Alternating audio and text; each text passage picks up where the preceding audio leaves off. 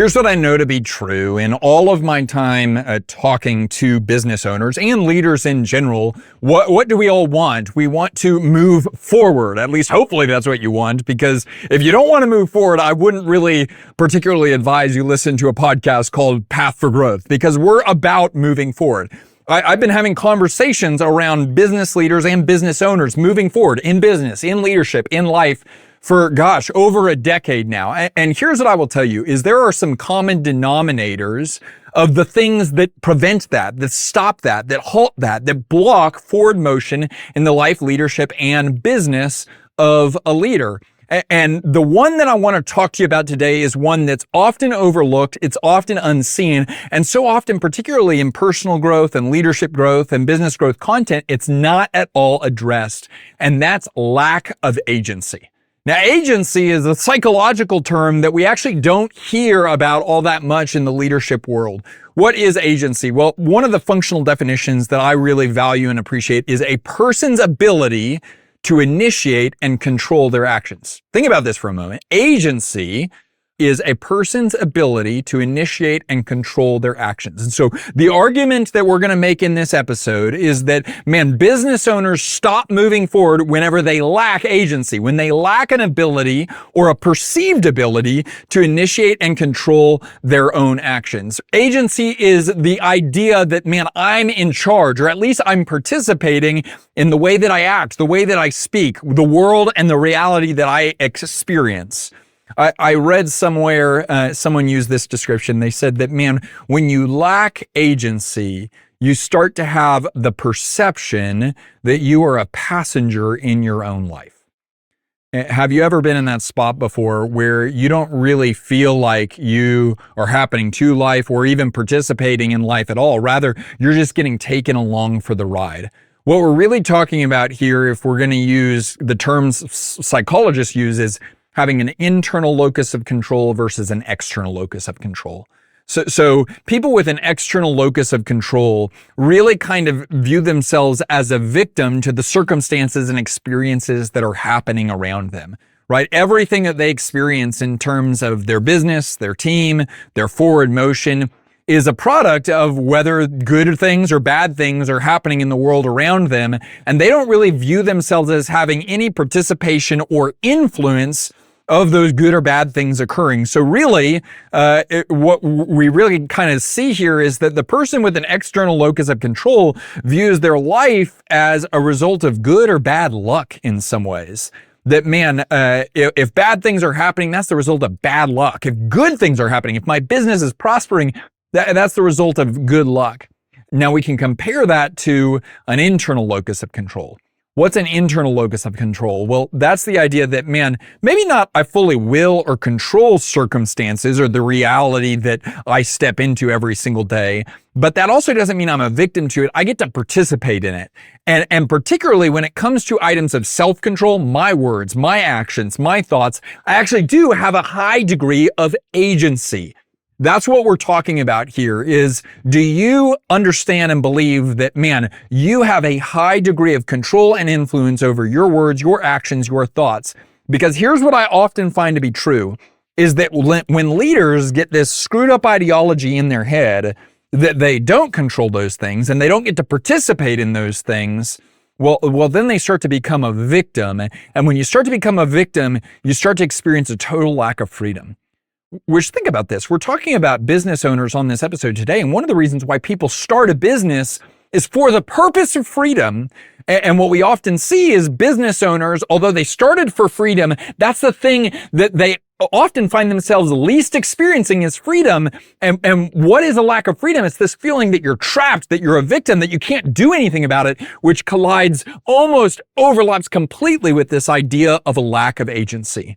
So that's the argument that we're making today, is that the greatest blocker or the biggest thing that prevents leaders from moving forward is a lack of agency. The perception that you're a passenger, that you're not a participant. The perception that you're a victim and that you don't at all get to influence the reality that you experience.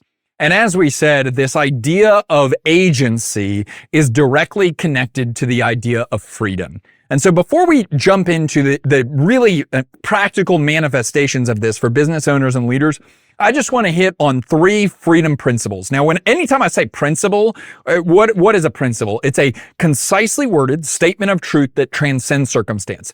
So these are 3 things about freedom that I just want us to keep in mind because there's so much screwed up teaching and thinking around the topic of freedom. Number 1, there's a difference between having freedom and experiencing freedom. I was just recently reading in Galatians where it says, it was for freedom that you were set free. Now, obviously, the context in which Paul is writing in Galatians 5, I believe it is radically different than the one we're talking about today. However, it is noteworthy that Paul had to remind them, you have been set free. Why were you set free? For freedom. It is for freedom that you have been set free. Now, why is that worth paying attention to here? Because just because you have freedom doesn't mean you're experiencing it.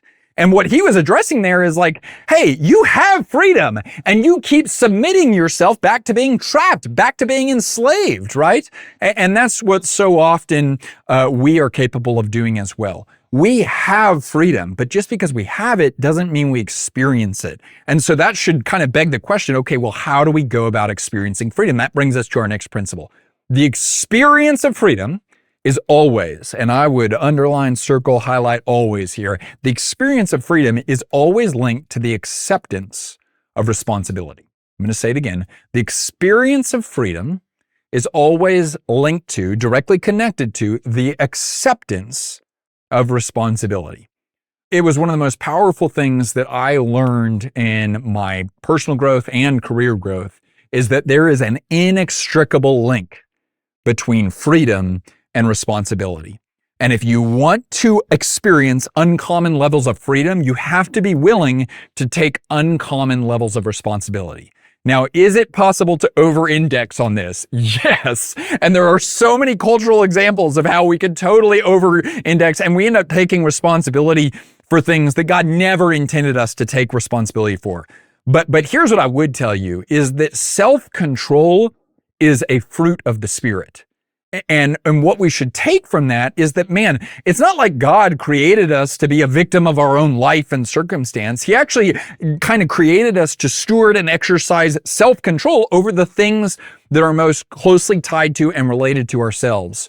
Our words, our actions, our thoughts, our attitudes, our decisions.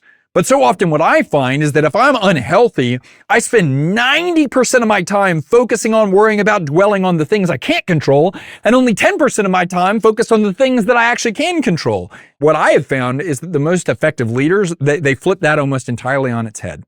They spend lion's share of their time focused on the things that they've been uniquely given to influence, steward, and control. The things that are most closely tied to and related to themselves. Okay, let's go to number 3, the third principle. The God of the Bible is for freedom, flourishing, and self-control. Now, you may hear this and think like, okay, how does that fit into this conversation? Let me tell you, this point is in here for me and for people like me. The God of the Bible is for freedom, flourishing, and self-control. We're going to talk a lot about agency here in just a moment, about the practical manifestations of agency in a leader's life. Leaders that make decisions, leaders that take actions, leaders that move forward.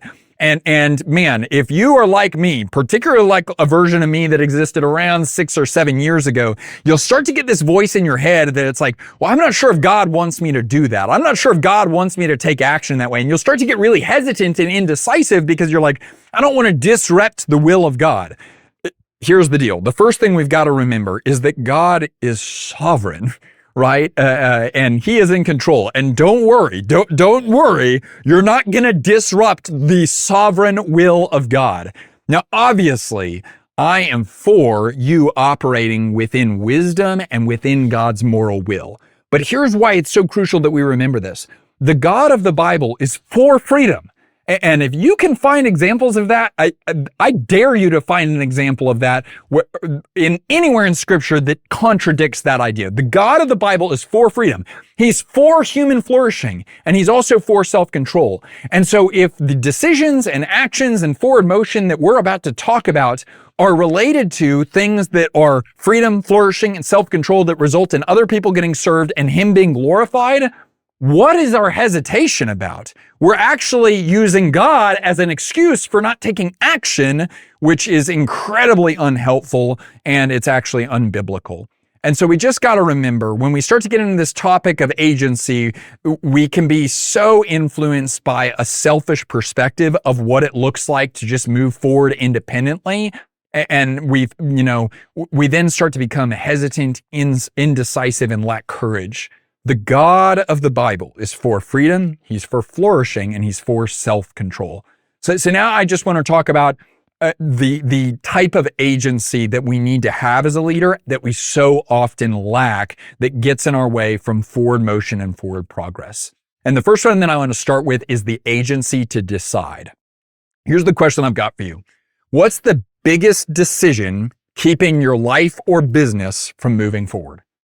That's a powerful question to ask, right? If you spend your time thinking about it, is there a decision? And if so, what's the biggest decision that is keeping your life or business from moving forward? I'll tell you, I'm not sure that there's anything worse than being around an indecisive or stalled leader. And why is that the case? Because a stalled leader is often either depressive, or they're irritable, or they're overly involved. Let's break these down. If they're being indecisive, well, our life moves at the pace of our decisions, and so does our business. So if you as a leader are being indecisive about any number of things, right, for any number of reasons, and you stop moving forward, you're going to start getting depressed. And if anything, you might actually start moving backwards because you're not experiencing progress. You're not experiencing what you were created for. And so you can be depressive. You can also be really irritable. Leaders start to get really annoyed and frustrated when they're not moving forward, but oftentimes they are the cause of their own stagnation or of the stagnation of their business because they're not making decisions. So they start to get irritable. Or because they're not making decisions about the future, they start getting overly involved in the things of the present. This is what happens when you have a leader that starts to become a ridiculous micromanager because they're actually avoiding the decisions that they've been tasked and stewarded to make. So we need to not become indecisive. And one of the reasons why we become indecisive is because we forget that we have the agency to decide, right? So often we say, I can't make that decision because. I can't make that decision just because I have to make sure I get everyone on board. I can't make that decision because I need to get more info. I can't make that decision just because I need to meet more people. Or I can't make that decision just because I don't know if it's right or not. Now, don't hear what I'm not saying. I am in no way advocating that you don't make informed, wise, sound, thoughtful decisions. That's not what I'm saying at all. What I am saying is the language or thought process of I can't make that decision because is the language of a victim or someone that's trapped. What would be better is to ask the question, what would have to be true for me to be able to make that decision, and by when? Right? If it's more information than you need, well, we can go get the information. We live in the age of information. So if it's more information that you need to be able to make the decision, then let's figure out what's the information you need, write that down, and then choose a deadline. Like, when are you going to have that information by? If it's someone that you need to talk to make sure that you get them on board, like, who is that? What's the conversation you need to have? And when do you need to have that by? If you need to, focus on getting more wise counsel, or maybe it's making sure the resources are allocated for this, or making sure you understand something in particular, or making sure you're personally bought in. Okay, all of those things can be accomplished if we just have this attitude of what must be true for us to accomplish that. The minute you start saying you can't, that's the language of a leader that lacks agency. You have the agency to make decisions, and that's really good news because your business, your leadership, your life are going to move at the pace of your decisions. And so this is the first area where so often we stop moving forward, is when we lack the agency to decide. You have the ability to make decisions. The question is not, do you have the ability? The question is, do you have the will? Do you have the courage? You have the agency to decide. Okay, let's go to the next area. So often leaders stop moving forward when they lack the agency to recalibrate. I was reminded of this by Keith Cunningham recently. He's a brilliant business and leadership teacher. He just talked about at various times in your life and leadership journey. He's 76, so I trust him on this subject. He says, you've got to be kind of willing to recalibrate. That the thing that you were doing or the way that you thought you were going, things shift, things change. And so we've got to shift and change. And man, when he first said that, here's what I thought about is one of the smartest leaders I ever worked with. He used the same phrase so many times in my time working with him. He just said, this is where we're at right now. And then he would always say, I reserve the right to change my mind. Now you could hear that and you could say, man, that just feels wishy-washy. That feels like they lack a backbone, things like that. That wasn't this leader at all. If anything, this leader had as strong of a backbone as any leader I've ever met. What they were saying is, I am making the best decision I can right now with the information that is being made available to me and with the landscape of circumstances and situations that we see right now. But those things can all change, so I reserve the right to change my mind. That's brilliant leadership, because what that is that's expectation setting. What that's also reserving is the agency, the freedom to recalibrate. So often leaders feel trapped by the decisions that they've made in the past. And what we need to make sure we preserve is, hey, the decisions I've made in the past shouldn't trap me. Now, that doesn't mean we're going to be lackadaisical on our commitments or what we tell people or what we're aiming at or things like that. Y'all know that. But what it does mean is the world changes. And so we shouldn't be recalibrating our values and our beliefs and our guiding principles. But we should be willing to recalibrate our strategies, our approach, our goals, what we're focused on. Man, one of the most practical areas where this is helpful is agency to recalibrate compensation packages, right? Whenever you're building compensation packages with your team, right, or you're building them for your team, you are basically saying, hey, this is the roadmap on how we're going to tie your pay to the performance of the business, which is great. We should be doing that, and we want to do that. But what we need to be able to say is the goal is always the same. It's that the business wins, it's that you as a team member win, and that the customer wins. And all of those things have to be clicking. They have to be humming. And if ever we're at a spot where you're winning, but the business is losing, or the business is winning, but you're losing, or the customer's winning, but neither of us are winning, we're going to have to recalibrate. We're going to have to change something. What that looks like is you maintaining or preserving the agency to recalibrate. You can see how this could fit in with your long-term vision for the company, with your product line, with your goals. So often leaders set goals and then they realize, man, I set this goal a year ago and this goal is actually no longer relevant to what we actually want or where we're actually going, but I was so vocal about it, I don't feel like we can change anything now. And what I would tell you is that person is feeling a lack of agency. They're saying, I can't change it. And what I would kind of encourage that leader to do is, man, anytime you establish goals, always preserve and maintain the agency to recalibrate. And so again, as more information becomes available, be willing and able to recalibrate. And when you do that, how do we do that, right? The first thing I would say is own and apologize for flaws in your thinking. This is why being a leader that believes in grace is so helpful. You can say, hey, I genuinely, created this plan, created this vision. We launched out on this goal. Because with the information that we had available to us and with what the world looked like at that time, that seemed like the absolute right thing to do. And now we see all this new stuff showing up. And so we're realizing it's time to readjust. It's time to reset. It's time to recalibrate. So we're going to own and apologize. We're not going to abdicate. We're not going to pretend like those things didn't exist. We're going to say that did exist then. And now we see a different world, or we understand more. So we're going to reset. What are we recalibrating to? That's important. We're not going to go without vision. And then we're going to recommit and ask them to rebuy in. Now, we should keep this in mind. Inflation is often rampant when it comes to recalibrating. And what I mean by that is what happens when there's inflation in the U.S. economy? The dollar becomes less valuable. What happens when there's inflation with regard to your tendency to recalibrate? Well, if you're always doing it, if you're doing it over and over and over again, it's going to become less valuable. If you do this at strategic times because it's right and it's not at all a reflection of thoughtlessness as a leader, or you didn't take time to actually think about what you want or things like that, or you didn't actually consult the right people, if it's actually reflective of like, hey, the world changed or we changed or we know more, people are actually going to respect that a lot. But if you do it too much, it's the boy who cried wolf, and we all know how that goes. Okay, let's jump into the next one. We talked about the agency to decide. We also talked about the agency to recalibrate. Now let's talk about the agency to reinvent. What often happens? We confuse beliefs, values, and wiring and identity with style. So here's what I never want you to do. I never want you, unless there is compelling, irrefutable evidence that these things are wrong, to reinvent your beliefs or values or who you are as a leader. I would never say that you should be remarkably flexible with those things, right?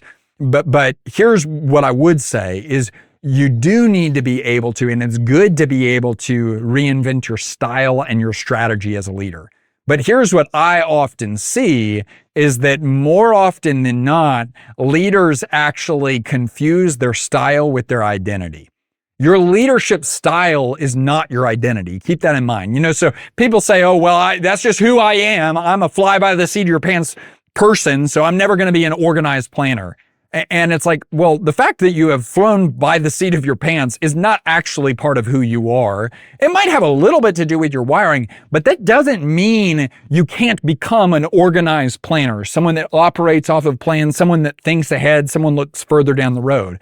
The minute you say, well, that's just who I am, you are lacking agency because you're saying, I can't reinvent, I can't change, I can't move forward, I can't grow. Think about how hopeless that is, right? I've met leaders before that just say, well, I'm just not great with people.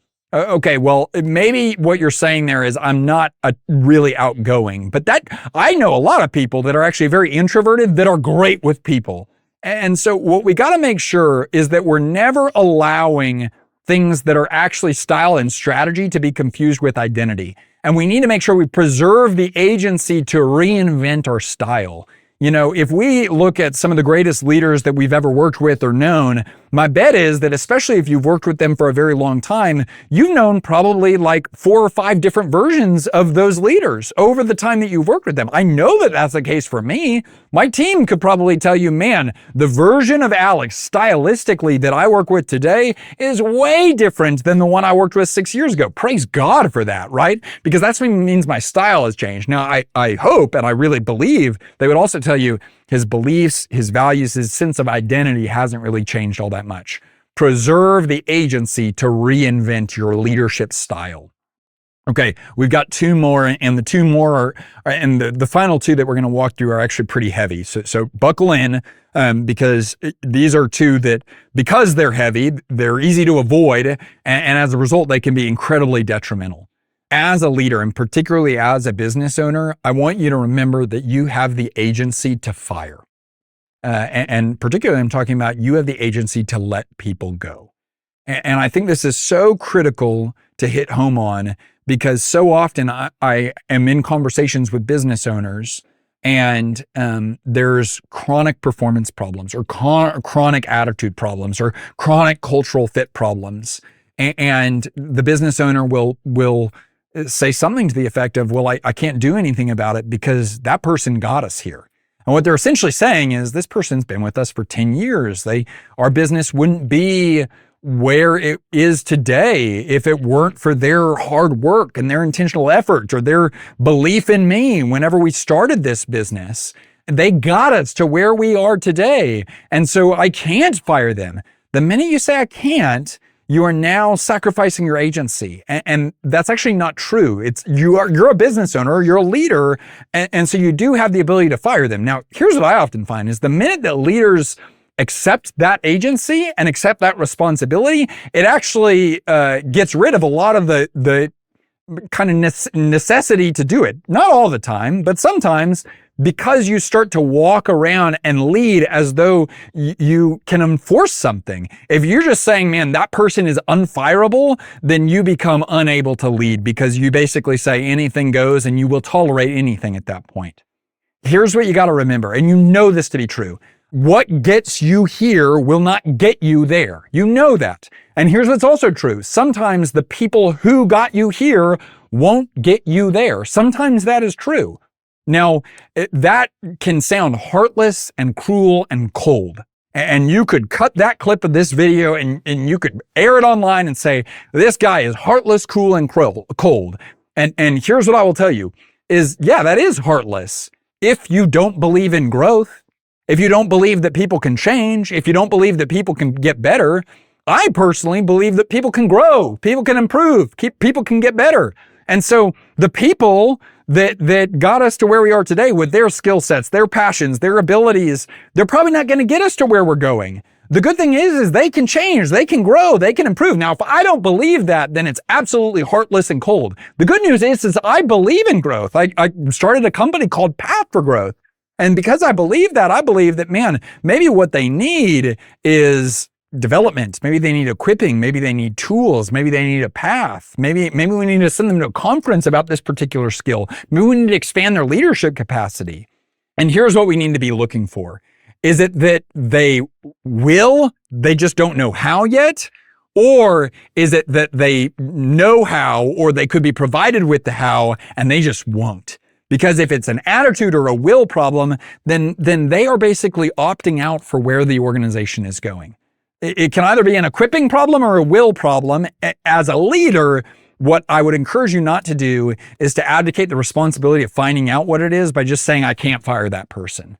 Here's what I would challenge you to do. Believe that people can grow.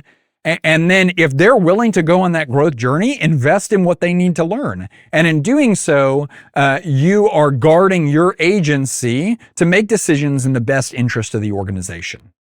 Okay, the final one, the agency to leave. You know, we started this episode by talking about how business owners and leaders in particular, one of the things that's really attractive about business ownership is freedom. And what do we often see?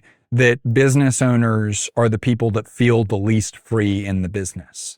And why is that the case? Well, I've heard it so many times. I've heard business owners literally tell me, I feel trapped in the business that I built. And then they say this, they say, I can't leave. And I have had multiple conversations with business owners where I just tell them, that's not true, right? You actually can leave. You could shut the business down today. You could sell the business today. You could stop what you're doing right now. You actually can leave. Now, that doesn't mean you want to. That doesn't mean that it would be wise to. That doesn't mean that it would be the best stewardship of resources to. I'm not saying that. I'm just saying you can. And the reason why I think that's so important, and I've seen it change the tone and conversation for leaders, is because the minute you believe you can't, you're absolutely right. Freedom often comes from realizing that you can. It doesn't mean that you will. It just means that you can. What I often see is that leaders start operating with this, I can't do anything. I'm just stuck. I do not have the agency to leave this thing I created. The minute they start saying, I can leave, then they actually start having to justify the reasons why they're not. And they start describing for me, well, I'm not leaving because it's wise for me to stay here, because I have all of these resources wrapped into this and we want to create a return on these resources. I can leave, but I don't want to because all these people are depending on me. And what's crazy is the minute they start to see, oh, this is a decision that I'm choosing, not something I'm obligated to take on, well, then they start to experience freedom just with taking on the responsibility for the choices that they are making. The minute you start abdicating your responsibility to make the choice is the minute you give away your freedom. So what I often see is that the minute it becomes a choice, often it actually decreases the feeling of being trapped. But I would also tell you, you can leave. And if in you realizing that it's a choice, you realize that's a choice you want to take, I believe that some of the greatest leadership moments in a person's life can come from what Henry Cloud would call necessary endings.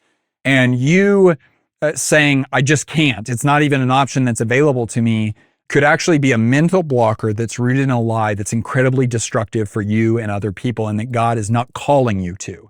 And so don't say you can't. Recognize that you can, and then make a wise decision, make a good decision in the best interest of other people and for the glory of God. So we talked about a few different types of agency. We talked about the agency to decide, the agency to recalibrate, the agency to reinvent, the agency to fire and the agency to leave. Here's what I want you to hear closing. You have agency. That is true. As a human being, you have been given agency. The question is, are you going to exercise it? So you have agency. Now, what I want us all to recognize is your greatest impact as a leader will come from you exercising the agency that you already have for two reasons: in service of others and for the glory of God. Let's go.